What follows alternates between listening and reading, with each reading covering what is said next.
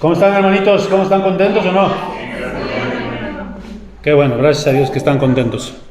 Pues vamos a dejar que salgan los niños, vamos a poner aquí la presentación. Y ustedes saben que estamos en una serie que se llama que nos dejó el rey David. Entonces estamos hablando de liderazgo. Y hemos visto que de alguna manera todos los que estamos aquí somos líderes. Somos líderes del hogar, a lo mejor tenemos una pequeña empresa o tenemos algún lugar en el trabajo, algún puesto. De alguna manera somos líderes o deberíamos ser líderes. Entonces, estamos ya en el noveno de esta serie, hermanos, y bueno, vamos a ver entonces el día de hoy, en este noveno, ¿cómo se titula? Entonces, eso es lo que vamos a ver el día de hoy. Y aunque estamos viendo acerca de en la vida de David, pues nosotros sabemos, ¿verdad?, que ¿quién es el mejor líder que nosotros podemos conocer como creyentes, como cristianos? Que está, ¿verdad?, es el mejor ejemplo, el ejemplo de servicio, de humildad, es el del Señor Jesucristo. ¿Y ustedes qué ven aquí? ¿Qué está haciendo el Señor Jesucristo aquí? Ahora, eso no era nada más como algo simbólico. Sí, ciertamente, cuando vemos eso es como un símbolo del servicio, pero en realidad lo que Jesús le estaba haciendo a sus discípulos era un servicio, porque ellos tenían los pies mugrosos. Ustedes recuerdan cómo andaban en aquel entonces, usaban alpargatas, usaban una especie de guaraches, para contextualizarlo, y tenían sus pies sucios. Entonces ese era un trabajo que hacían los sirvientes de las personas que tenían dinero. Cuando una persona llegaba a su casa, pues los sirvientes tenían que lavarle los pies. Entonces era algo de alguna manera que estaba reservado ¿para quiénes? Para los sirvientes, para los empleados. Pero el Señor Jesucristo nos pone un ejemplo de humildad. Y miren, aquí yo quiero que ustedes vean lo que dijo también Mahatma Gandhi. Claro, nunca lo vamos a comparar con el Señor Jesucristo, pero me gustó esta parte, esta frase. Dice aquí: procura ser tan grande que todos, ¿qué? O sea, tú debes crecer como líder, debes crecer como persona, que todos quieran alcanzarte, que tus hijos quieran ser como tú, que las personas que te vean quieran ser como tú, te quieran alcanzar. Pero dice aquí: y tan humilde que todos quieran, ¿qué?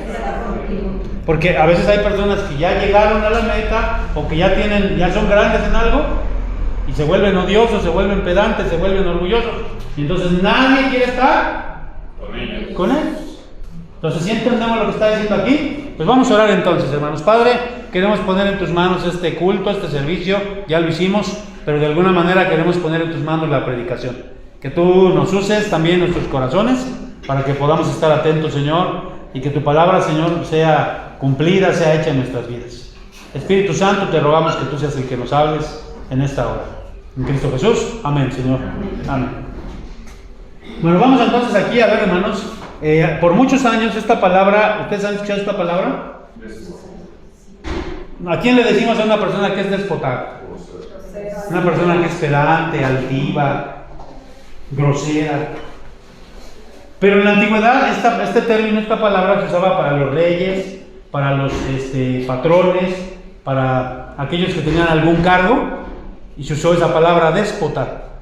Hoy la usamos de esa manera. ¿Ustedes conocen a alguien que sea déspota? ¿Sí? ¿Alguna vez? ¿A un servidor público? ¿A un jefe? Porque precisamente hemos visto que esto pasa, ¿no? Y una persona que es déspota, lejos de la gente seguirlos, por amor o por respeto, les siguen o les obedecen más, como dice ahí, por miedo que por esa influencia, ¿no? Entonces, a veces es bien feo, ¿no? Por ejemplo, tener un jefe al que le tienes que obedecer, pues porque no te queda de otra, porque si no te van a correr, pero no lo obedeces con gusto. Entonces, y se aplica esto también a la familia, porque a veces los hijos obedecen a los padres por miedo, más que por ese respeto, más que por que es un buen líder, lo obedecen por miedo, porque si no sabes que te va a tocar algo ahí por ahí, ¿verdad? Entonces, ¿sí vamos entendiendo lo que quiero decir en esta parte? Sí. Bueno, vamos a ver entonces aquí, el verdadero líder debe ser, ¿qué dice ahí? Miren, yo recuerdo mucho, les he platicado que yo trabajé en el Banco Mexicano hace muchos años. Yo entré a trabajar al banco por complacer a mi mamá, porque yo trabajaba en el circo y mi mamá decía: ¿cómo vas a trabajar en el circo? Y yo tenía un cuñado en aquel entonces, un novio de mi hermana que estaba bien pues ahí como dicen, bien parado en el Banco Mexicano, y mi mamá le dijo, oye Gonzalo, vete Armando a trabajar al banco. Y me metió a trabajar como becario, nada más 6 meses para que yo estuviera trabajando ahí. Y dije, bueno, pues complazco a mi mamá, y nada más son 6 meses y ya me voy otra vez al circo. Y entonces, ¿cuál sería mi sorpresa? Dios tiene siempre planes para nosotros, que me tocó ser el becario del mero director general de lo que vendría siendo recursos humanos de todo Banco Mexicano Solís. Y me acuerdo mucho de él, fíjense, me acuerdo hasta de su nombre, se llama, no sé si todavía viva, era joven, en aquel entonces yo creo que él tendría como unos 38 años, pues muy joven, y ya era director, y nosotros sabíamos que tenía muchos estudios, había estudiado en una universidad de Estados Unidos, tenía un doctorado, y ocupaba ese cargo. Se llamaba Alejandro Noriega Vesga, Alejandro Noriega Vesga. Y el tipo se veía que era de dinero, o al menos así se veía, siempre andaba a la línea, olía bien bonito. Yo me acuerdo que su personalidad me impactó mucho.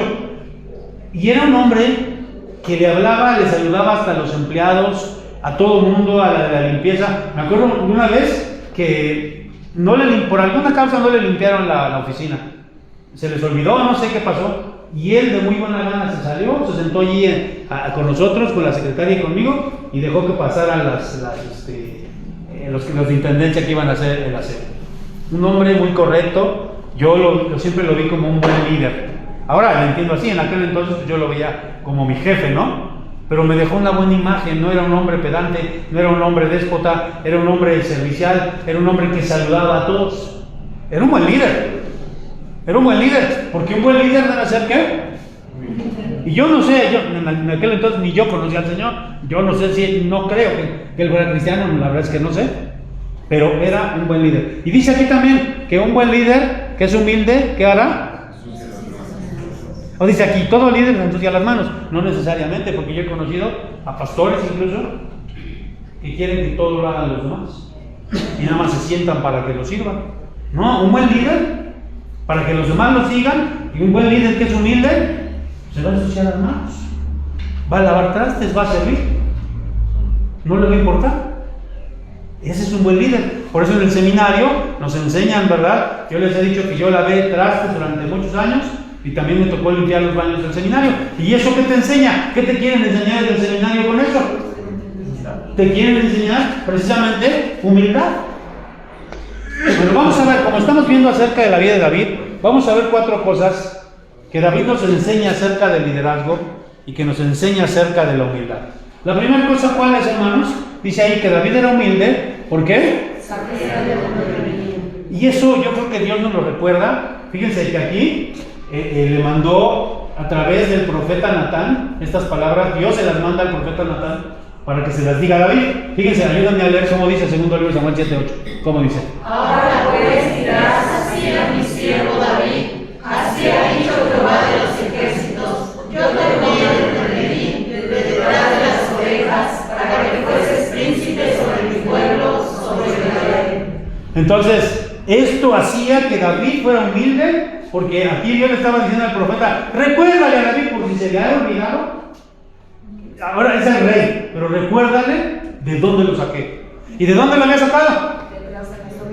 Ahí incluso hay un salmo que dice de la majada, detrás de las ovejas de la majada. Y ustedes saben lo que significa esa palabra majada. No voy a decir más allá. Detrás de la majada, detrás de las ovejas lo había sacado.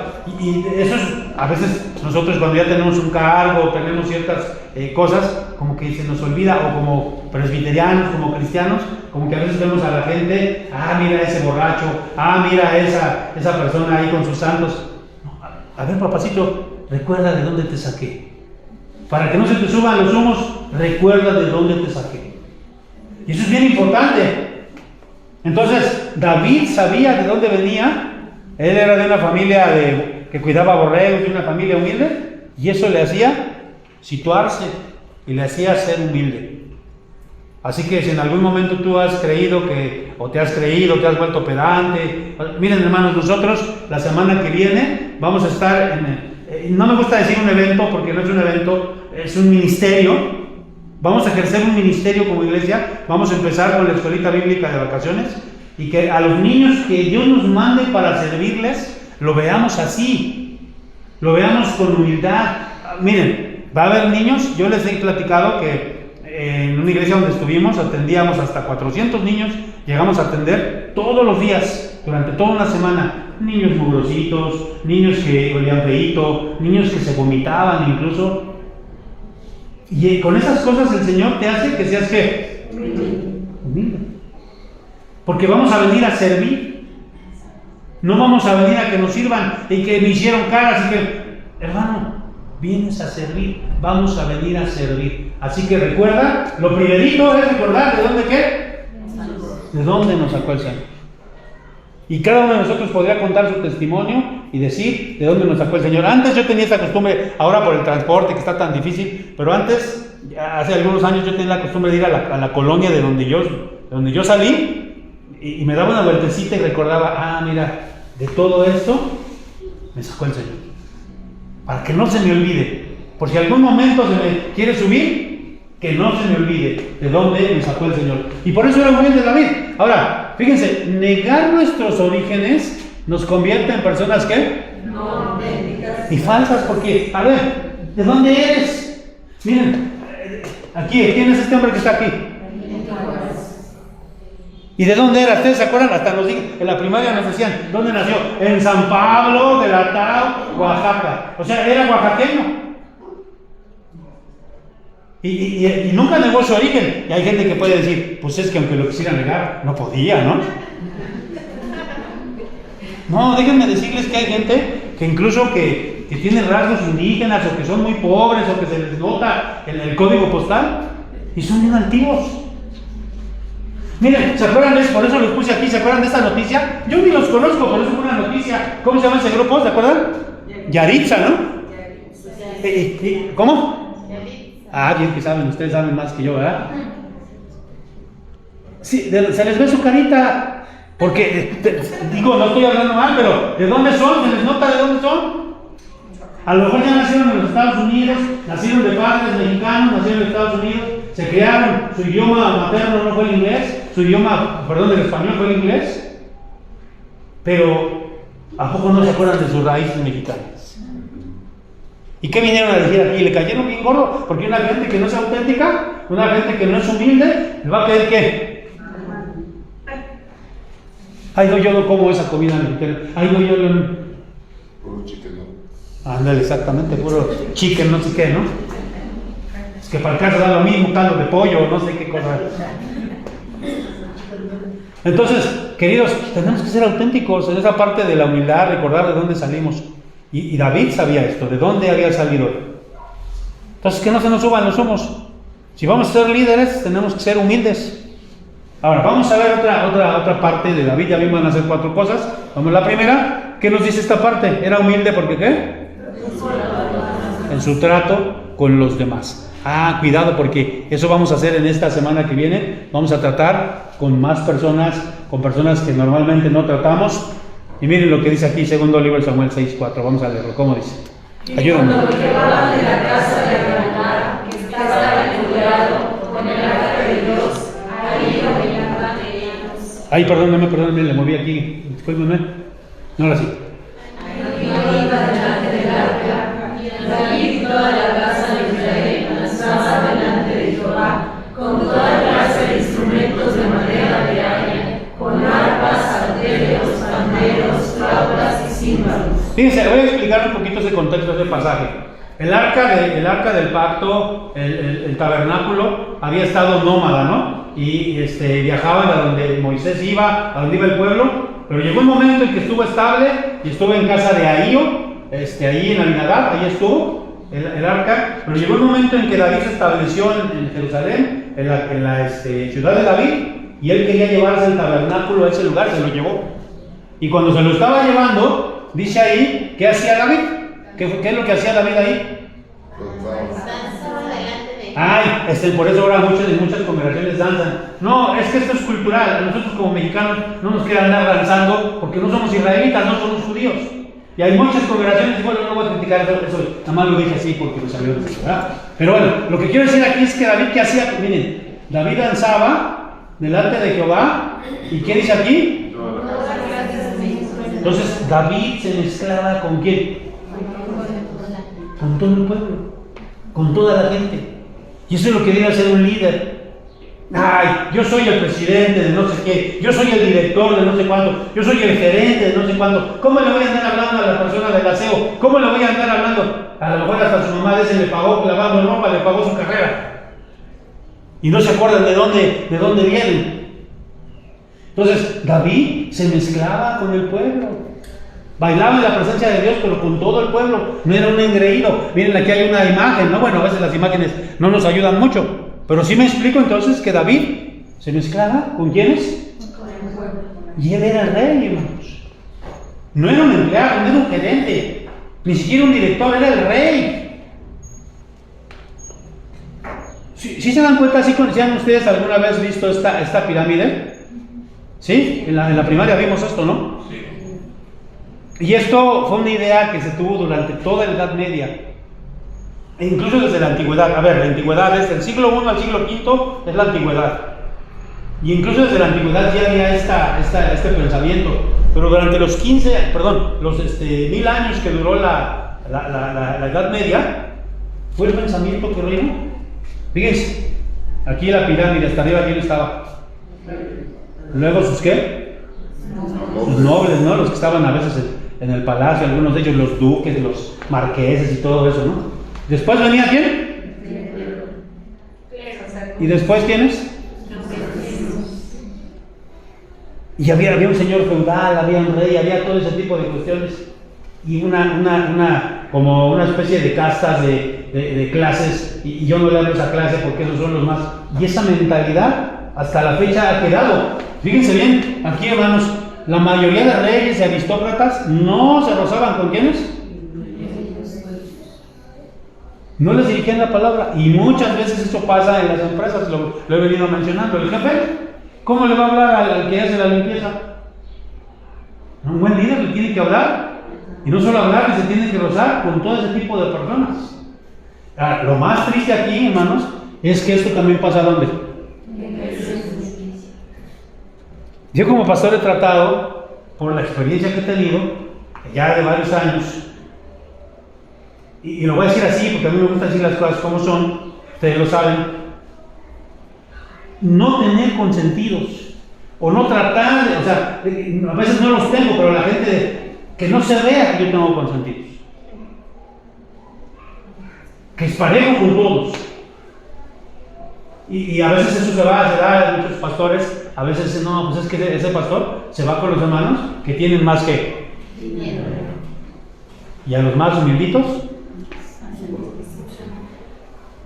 aquí lo bueno es que todos somos humilditos, ¿verdad? Para que no me puedan decir así, no se lo dije de Por si me explico, entonces David era un líder humilde, porque sabía de dónde venía, pero también porque trataba con ¿quiénes? Con todo.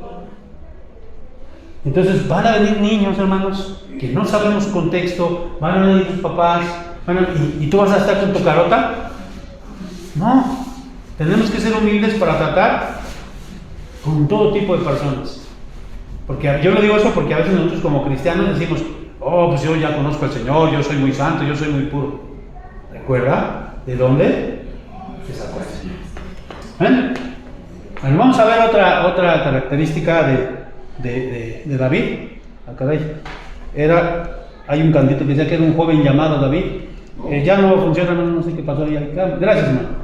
Entonces, ¿cómo dice, hermano, la tercera cosa ahí? Era humilde en sus triunfos.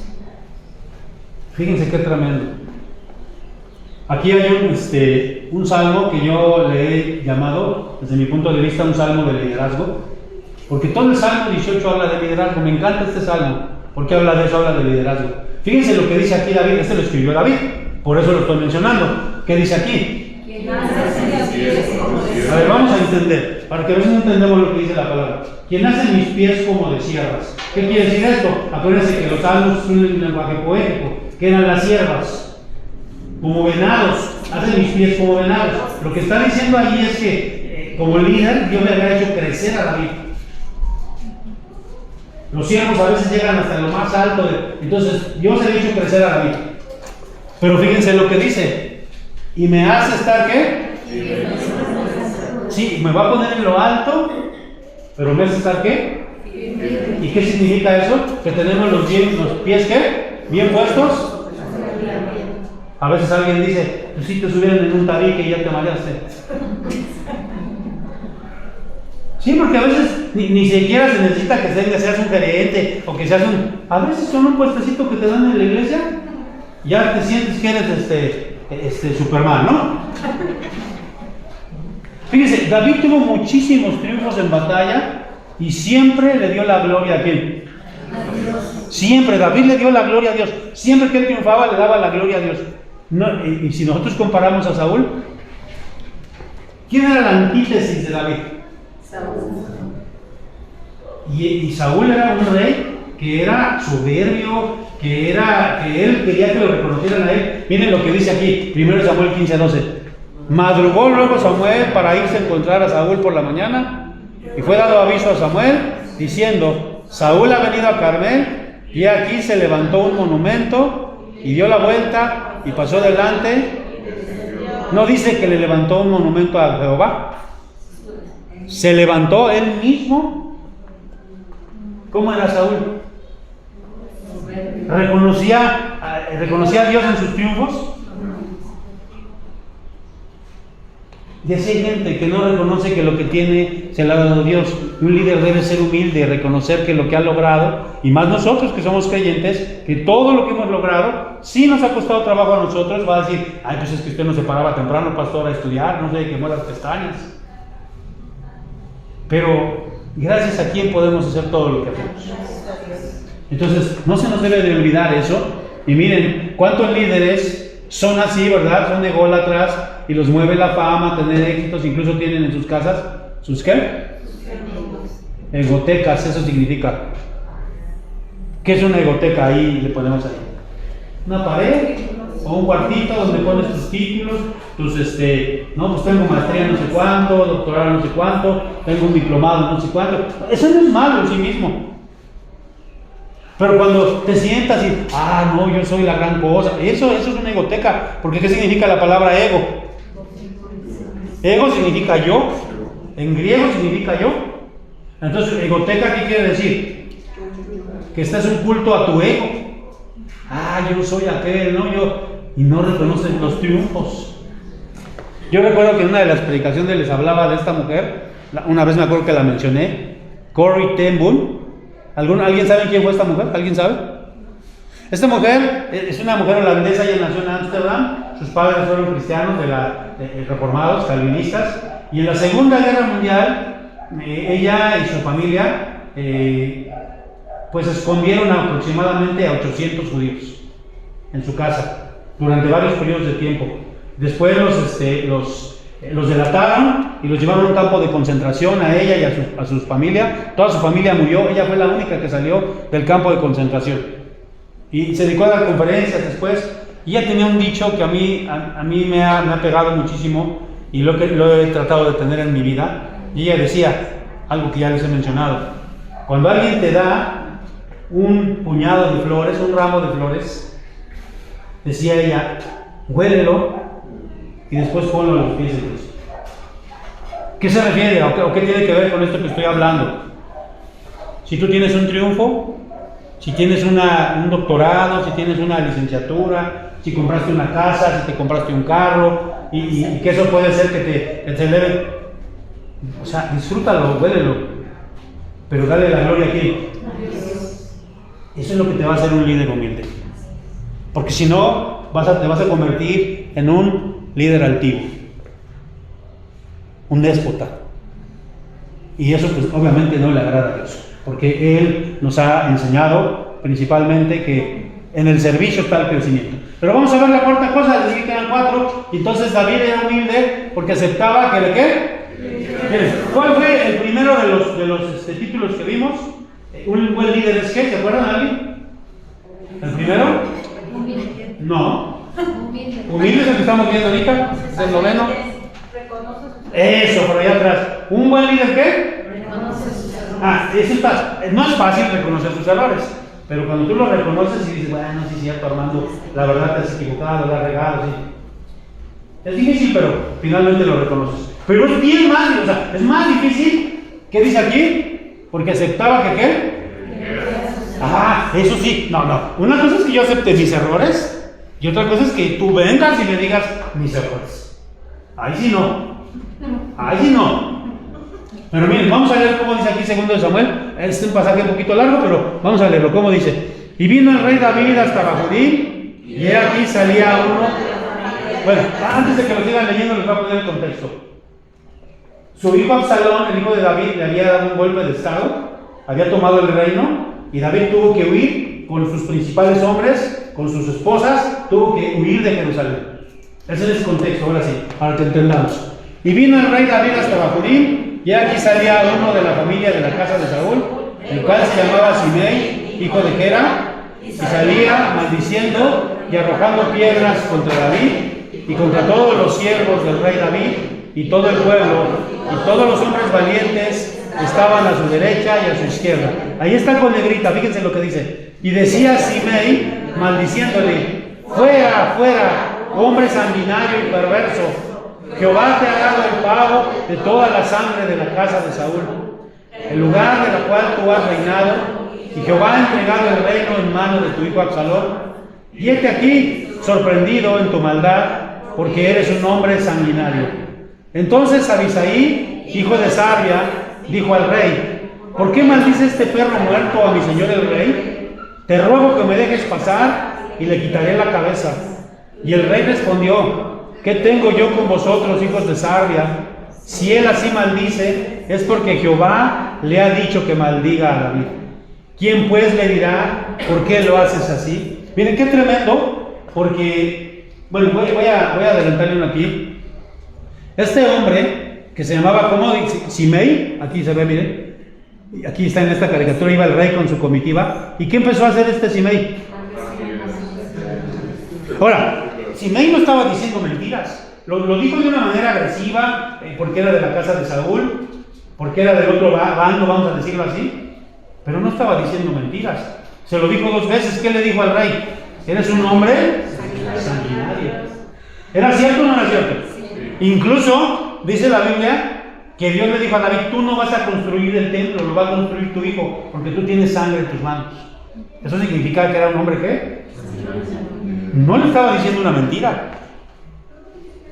A lo mejor la manera, con pedradas, ¿no? Y a lo mejor con insultos. Y Abisaí, que era su primo de David, el hijo de Sarbia, Sarbia era la hermana de David. Entonces más bien era así, sí era su primo, ¿no? Su sobrino, perdón. Sí, tiene razón. Era sobrino de quién, de David, ¿no? Y era uno de sus 30 valientes y le dijo: ¿por qué maldice este perro muerto al rey? Déjame que vaya y le corte la cabeza. Ya lo vimos cuando vimos los 30 valientes de David. ¿Ustedes creen que Abisaí hasta lo hubiera podido partir en 2? ¿Y qué dijo David? Fíjenlo. Porque lo que está diciendo, en cierta manera, es la verdad. ¿Y qué le dijo? Ahora ocupa el trono tu hijo Absalón. ¿Y ustedes saben por qué había ocupado el trono Absalón? Porque David nunca hizo nada cuando su otro hijo, su hijo mayor Amnón, violó ¿a quién? A la hermana de quién. Y David no hizo nada. Y ahora Absalón estaba resentido con su padre y le quita el reino. Incluso vino y se acostó con sus concubinas. Entonces, ¿era verdad lo que le estaba diciendo Simei al rey? Sí. Por eso el rey dice: ¿qué tengo yo con ustedes, hijos de Sarbia? ¿Qué tengo yo con ustedes? Si él está maldiciendo es porque Dios le mandó que me maldijera. Qué humildad, ¿no? Que alguien venga y te diga tus errores. Es como yo te decía, a ver, cuando viene tu esposo y te dice: ¿sabes qué quieres hacer? Y esto, hasta te le quedas viendo y... ah, sí, pues tú eres esto y esto y esto y esto. Porque es difícil aceptar los errores. Pero eso es ser humilde. Miren, aquí en esta parte también le permitía a los profetas que le dijeran sus errores y sus pecados. Fíjense lo que le dijo Natán aquí al rey. Ustedes se acuerdan cuando él pecó con Betsabé, ¿no? Viene Natán, el profeta, y ¿qué le dice? Fíjense, le cuenta una parábola, ¿no? Y habla de una ovejita y todo eso, ¿no? Y entonces David le dice: no, el quien tal haga es digno de muerte. ¿Y qué le dice? ¿Qué le dijo Natán? Tú eres aquel hombre.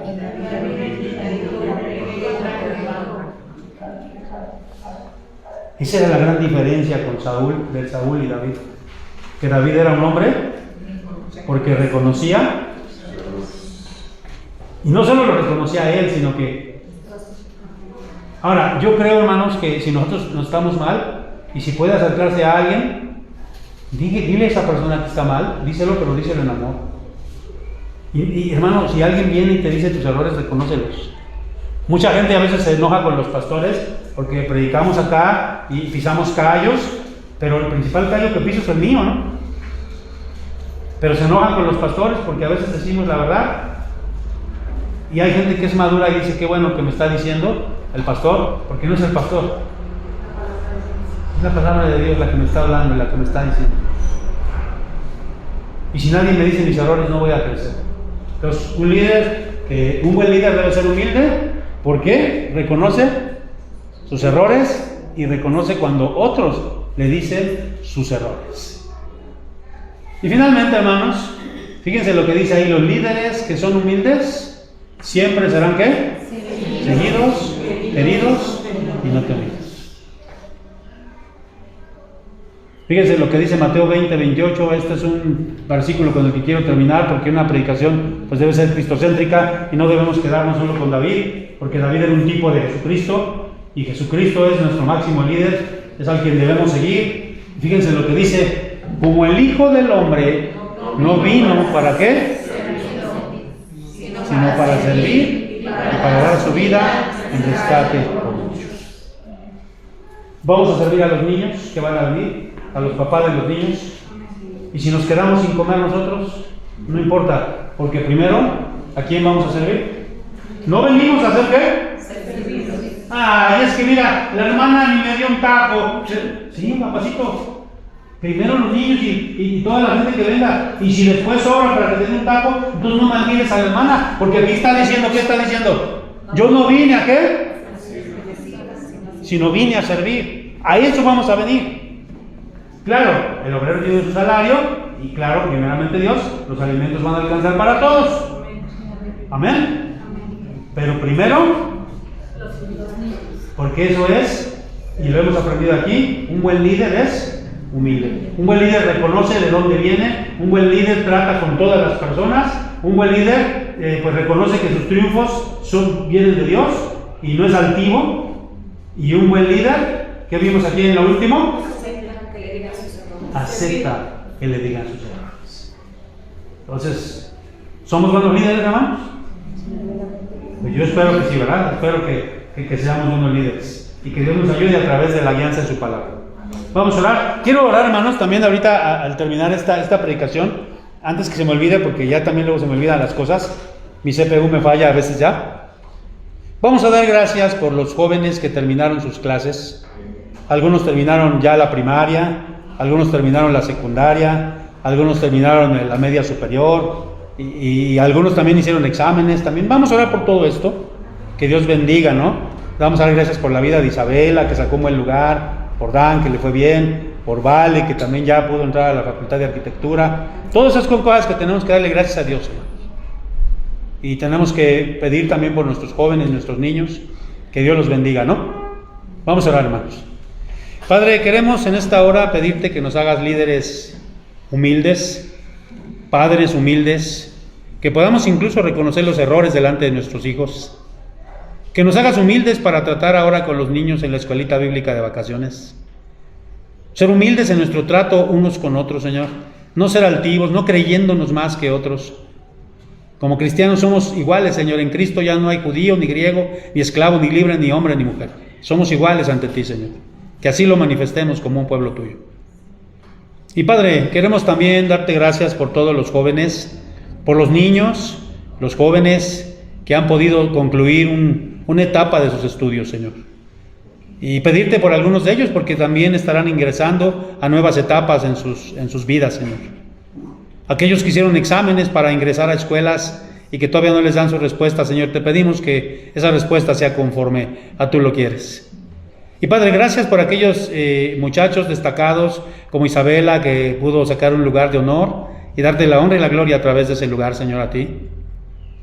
Que nuestros niños no se enaltezcan, que sepan que es gracias a ti.